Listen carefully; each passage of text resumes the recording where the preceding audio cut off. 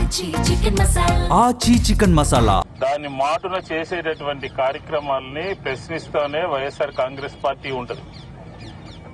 మొదటి విడత రైతులకు సంబంధించినటువంటి ఫ్లాట్లు అలాట్మెంట్ విషయంలో కానివ్వండి, మొదటి విడతలో రైతులకు సంబంధించినటువంటి బాధల్ని అటెండ్ అవడంలో కానివ్వండి, సెకండ్ ఫేజ్ లో ఉన్నటువంటి రైతులు ల్యాండ్ పూలింగ్ ఇవ్వము అని చెప్పని మీటింగులు పెట్టి వాళ్ళ ఘోషని చెప్తున్నటువంటి వారి పక్షాన్ని కానీ, ఇట్లాగ అనేక సమస్యల్ని ఎత్తి చూపుతున్నటువంటి వాళ్ళకి ఒక రాజకీయ పార్టీగా వైఎస్ఆర్ కాంగ్రెస్ పార్టీ ఎప్పుడు కూడా ప్రశ్నిస్తూనే ఉంటుంది.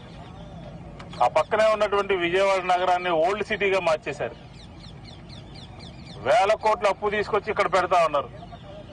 నిన్నే 15,000 కోట్ల రూపాయలు కేంద్ర ప్రభుత్వం మంజూరైంది. అప్పులు ఆపాలి, అప్పులు రాష్ట్ర ప్రభుత్వానికి భారమైపోతున్నాయి అని చెప్పని మేము పదే చెప్తా ఉన్నాం.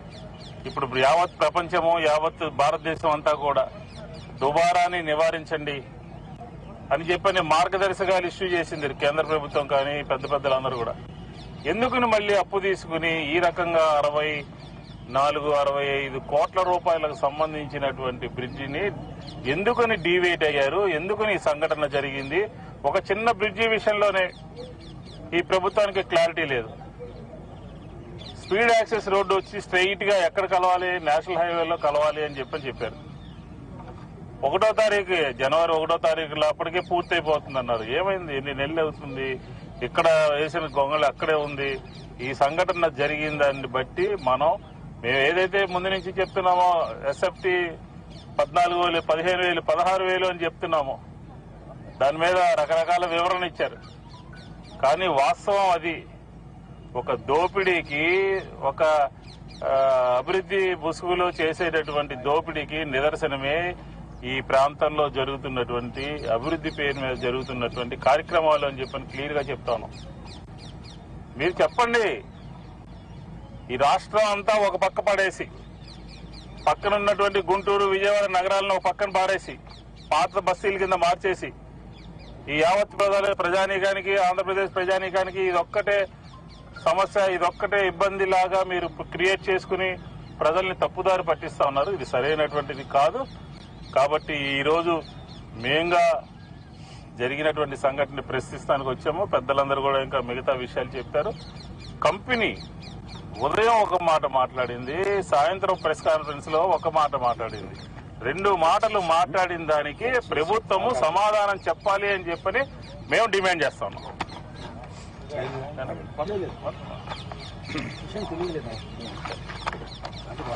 ఈరోజు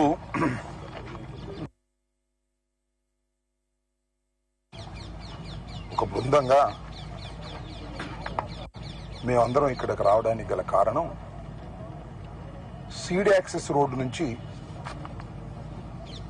ఈ గుంటూరు పాత రోడ్డు దగ్గరగా కలిపేటటువంటి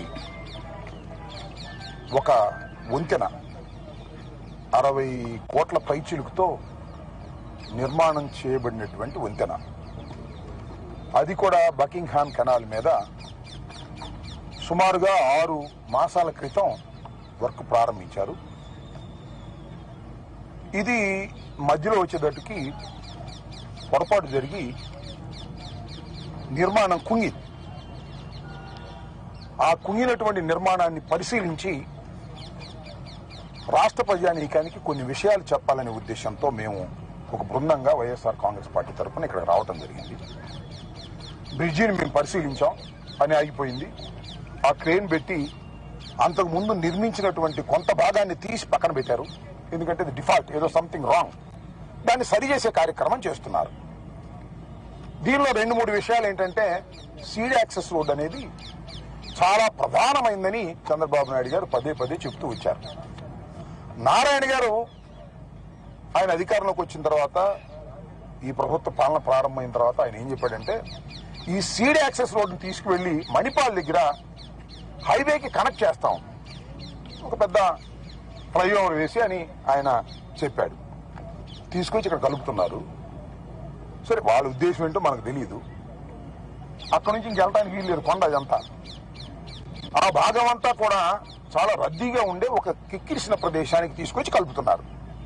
ఇది తప్పేమనేది మా అభిప్రాయం. మరి ఆ బుర్రలో ఏముందో చెప్పండి, మాకేం అభ్యంతరం లేదు. మేము అడుగుతున్నది ఏంటంటే సీడ్ యాక్సెస్ రోడ్డుని తీసుకువెళ్లి నేషనల్ హైవే దగ్గర కలుపుతా ఉన్నటువంటి మీరు ఈ గుంటూరు పాత గుంటూరు రోడ్డు కలుపుతున్నారు. ఇది ఏ ఉద్దేశంతో కలుపుతున్నారు, తప్పేమనేది మాకున్నటువంటి సమాచారం. దాంతో పాటు ఏంటంటే ఇక్కడ 60 కోట్ల రూపాయలు పెట్టి మీరు బ్రిడ్జి వేస్తున్నారు. ఈ బ్రిడ్జికి అంత తొందర ఎందుకు వచ్చింది? ఆ పక్కన గుంటూరు ఛానల్ ఉంది, ఆ పైన దాటితే కొండవీటి వాగుంది, సీడ్ యాక్సెస్ రోడ్డు, ఆ రెండు దాటుకు రావాలి. అవి పూర్తి కాలేదు. దీన్ని పూర్తి చేసే ప్రయత్నం చేస్తున్నారు. దేనికోసం చేస్తున్నారు? 60 కోట్లు తొందరగా పూర్తి చేసి కోసం చేస్తున్నారు అనేటువంటిది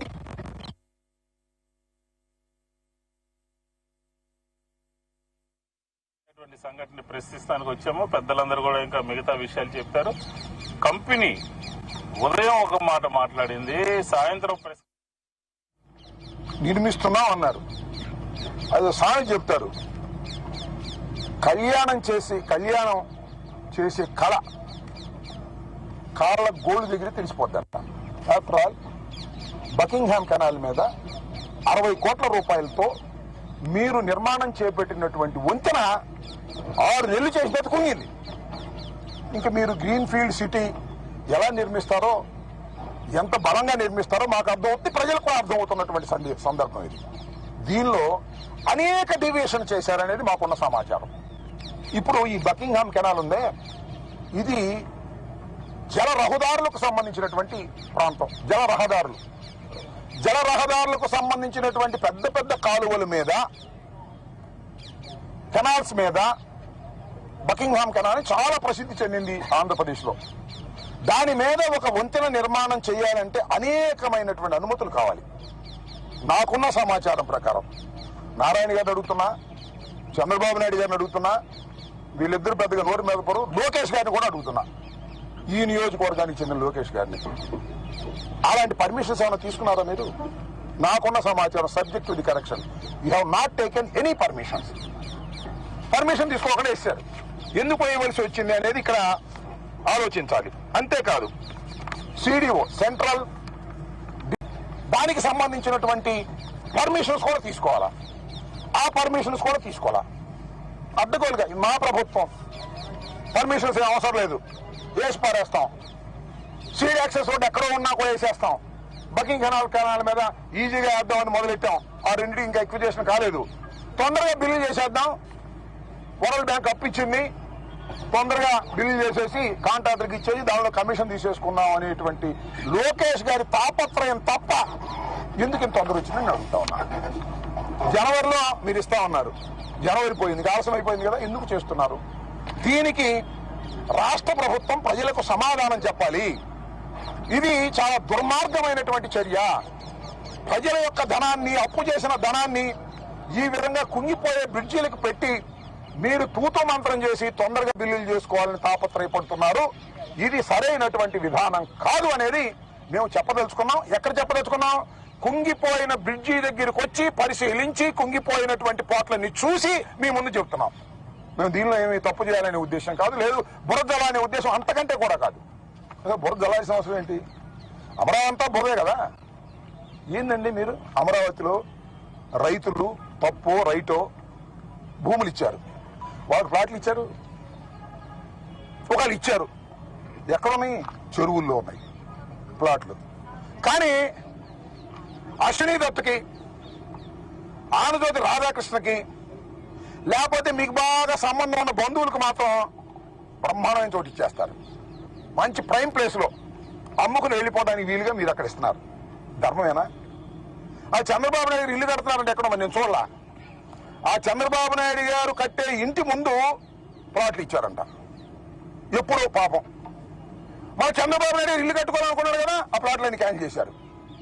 క్యాన్సిల్ చేసి ఇక్కడ ప్లాట్లో ఉంటాయంటే అని గ్రీల్ పెట్టేశారు, గ్రీన్ బెల్ట్.